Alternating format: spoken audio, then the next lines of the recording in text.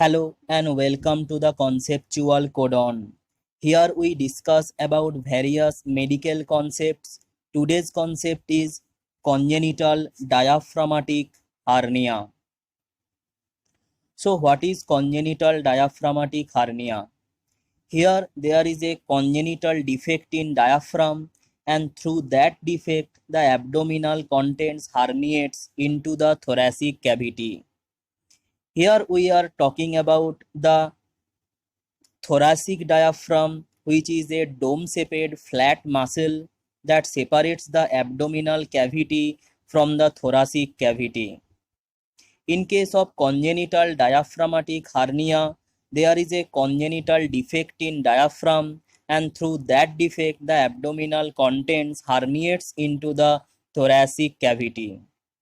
Now left-sided hernias are more common than the right side. The congenital diaphragmatic hernias can be divided into various types based on the location of the defect. The defect can be located in the esophageal hiatus, that is also called hiatal hernia. The defect can be paraesophageal, that is adjacent to the esophageal hiatus, or it can be retrosternal. Congenital diaphragmatic hernia occurring through the retrosternal region, also called anterolateral Morgagni hernia. But the most common type of congenital diaphragmatic hernia is posterolateral type that occurs through the foramen of Bokdelek. Nearly 90% of congenital diaphragmatic hernia occurs through this foramen of Bokdelek. This is a picture of diaphragm. Here you can see the location of foramen of Bokdelek. Through this defect, the most common congenital diaphragmatic hernia, that is posterolateral type of congenital diaphragmatic hernia, occurs. Various syndromes can be associated with congenital diaphragmatic hernias, like trisomy 13 or Patau syndrome, trisomy 18 or Edwards syndrome, and trisomy 21 is Down syndrome. Other syndromes can be associated, such as Fryns syndrome, Turner syndrome as well. Now coming to the clinical features of congenital diaphragmatic hernia. In case of congenital diaphragmatic hernia, there is a defect in diaphragm. Through that defect, herniation of abdominal contents into the thorax occurs. Due to this herniation, mediastinum shifts to the opposite side, that is the contralateral side, and hypoplasia of ipsilateral lung occurs. Because of the hypoplasia of ipsilateral lung, there will be respiratory distress.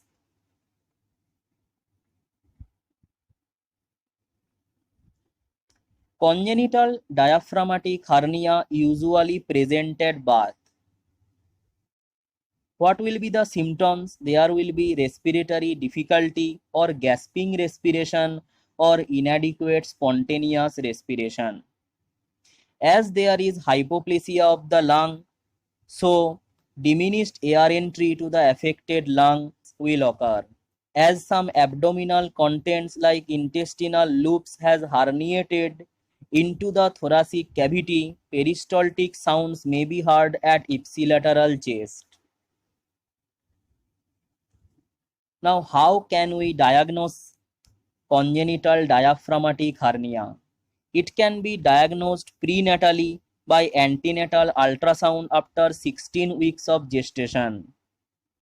Another clue is congenital diaphragmatic hernia in 70% cases is associated with polyhydramnios.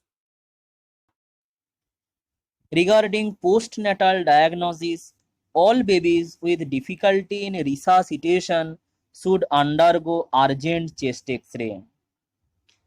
Chest X-ray in case of congenital diaphragmatic hernia shows number 1 is mediastinal shift, as the abdominal contents causes the mediastinum to shift to the contralateral side, and bowel loops will be present in hemithorax.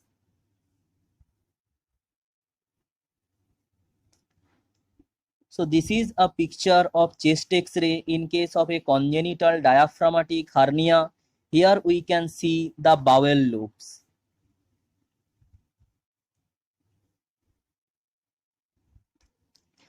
Now coming to the treatment of congenital diaphragmatic hernia.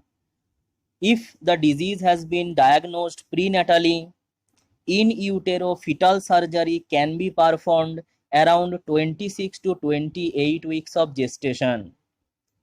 Ex utero intrapartum procedure, that is exit procedure, can also be performed. If the diagnosis is done postnatally, during resuscitation, urgent endotracheal intubation should be done to start assisted ventilation.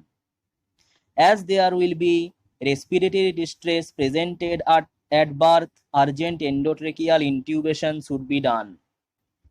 But positive pressure ventilation method, that is bag and mask ventilation, is absolutely contraindicated in case of congenital diaphragmatic hernia, because in bag and mask ventilation the bowel gets distended with gases and it further causes compression of the lung, and that increases the respiratory difficulty. Due to the same cause, enteral feeding is contraindicated and the baby is administered with IV fluid and total parenteral nutrition, that is TPN. Nasogastric aspiration should be done frequently to decompress the distended bowel of air and fluids. Ultimately, surgical repair should be done as early as possible after correction of blood gases and pH.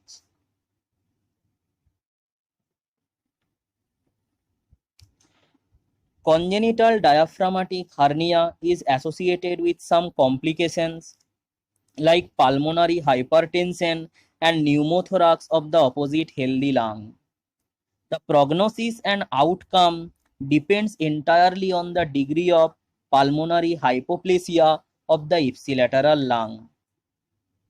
Congenital diaphragmatic hernia is associated with some long-term consequences like poor catch-up growth, gastroesophageal reflux, and neurocognitive defects. You can download and read the notes on this topic from our Facebook page and website. Both the links are given in the description.